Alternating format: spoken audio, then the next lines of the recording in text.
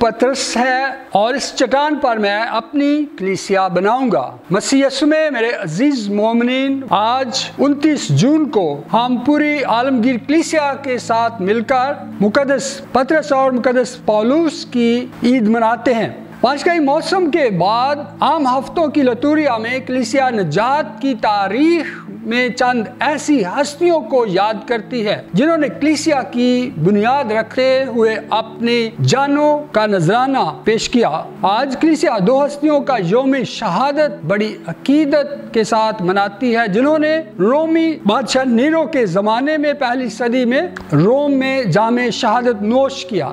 ابتدائی کلیسیا بڑے کٹھن مراحل اور اذیتوں سے گزر کر چٹانی بنیادوں اور مضبوط ستونوں پر قائم کی گئی۔ یہ مضبوط ستون یسوع کے 12 رسول تھے۔ ان کے علاوہ یسوع کے پہلے شاگرد اور خاص کر مقدس پولس جو مقدس پطرس کا ہم پلہ رسول ہے، اور اس نے اپنی زندگی کی تبدیلی کے بعد اپنی ساری زندگی جو ہے یسوع کے لیے خرچ کر دی۔ اب سے میں زندہ نہ رہا بلکہ مسیح مجھ میں زندہ ہے۔ مقدس پطرس اور پولس کی منادی میرے عزیزو جو ان کے ایمان کی گواہی تھی اور جس نے انہیں بلایا، یعنی یسوع نے انہیں ماہی گیر سے آدم گیر بننے کے لیے بلایا۔ مقدس پطرس کا پیشہ ماہی گیری تھا۔ جلیل کی جھیل کے کنارے یسوع ان سے ملا اور انہیں دعوت دی کہ میرے پیچھے ہو لو، میرے پیچھے چلے آؤ تو میں تمہیں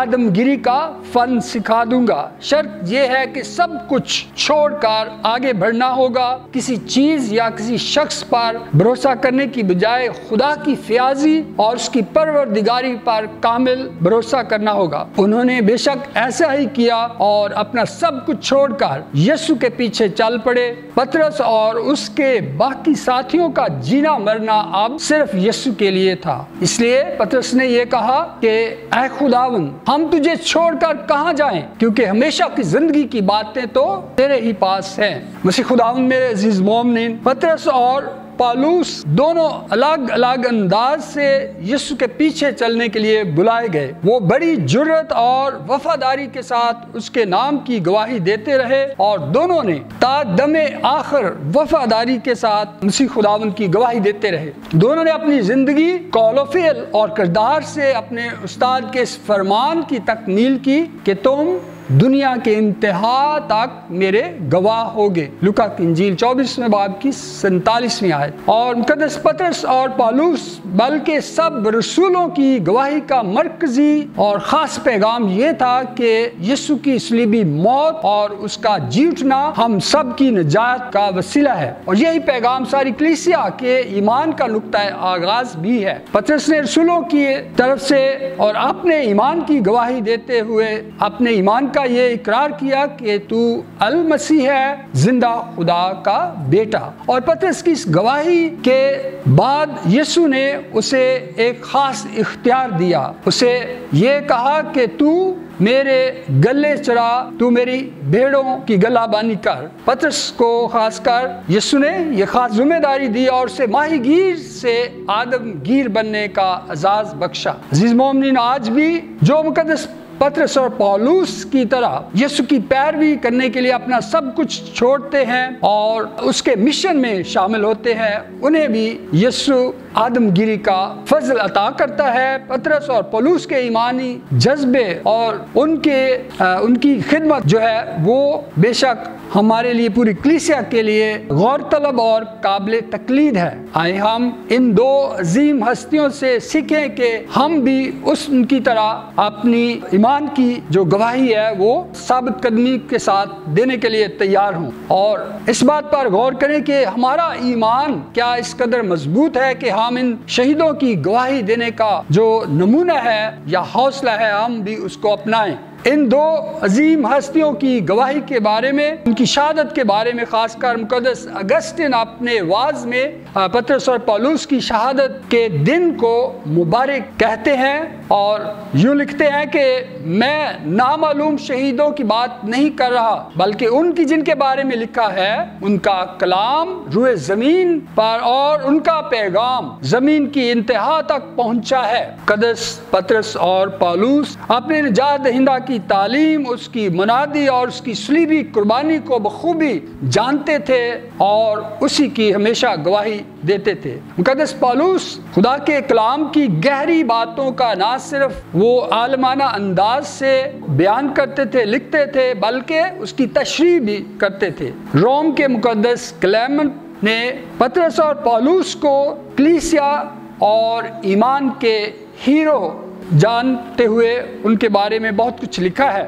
اور یقیناً یہ دونوں پہلی کلیسیا بلکہ آج کی 21ویں کلیسیا کے بھی بڑے عظیم رہنما اور ہیرو تسلیم کیے جاتے ہیں۔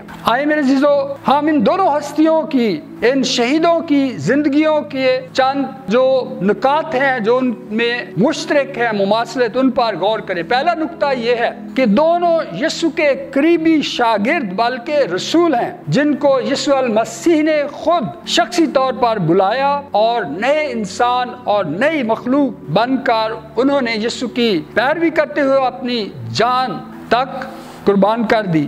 آئے ہم بھی عہد کریں کہ ہم بھی ان شہیدوں کی طرح یسوع کے وفادار رہیں گے۔ دوسرا نکتہ، پطرس کی منادی اہل خطان یعنی یہودیوں کے لیے تھی، جبکہ پالوس کو غیر قوموں میں منادی کرنے کا اہم فریضہ سونپا گیا، جس سے اس نے بدرجہ اتم اپنی جان دینے تک یہ ذمہ داری نبھائی۔ تیسرا نکتہ، دونوں رسولوں کا ایمان چٹان کی طرح مضبوط اور بے خوف دلیری کے ساتھ وہ یسوع کی منادی کرتے ہوئے اسی کے نام کو قوموں پر انہوں نے ظاہر کیا، اور دونوں رسولوں نے مسیح یسوع کے نام پر قید و بند کی مشکلات بھی خوشی سے قبول کی، بلکہ جان دے کر شہادت کا عظیم رتبہ پایا۔ چوتھا نکتہ، دونوں کی بارے میں بے شک دونوں نے الگ الگ اپنے استاد کا انکار کیا، مگر بعد میں پچھتا کر توبہ کی اور جان دینے تک اس کے وفادار رہے۔ پطرس کو الٹی صلیب پر لٹکایا گیا، جبکہ پالوس رومی شہری ہونے کے سبب سے اس کا جو سر تن سے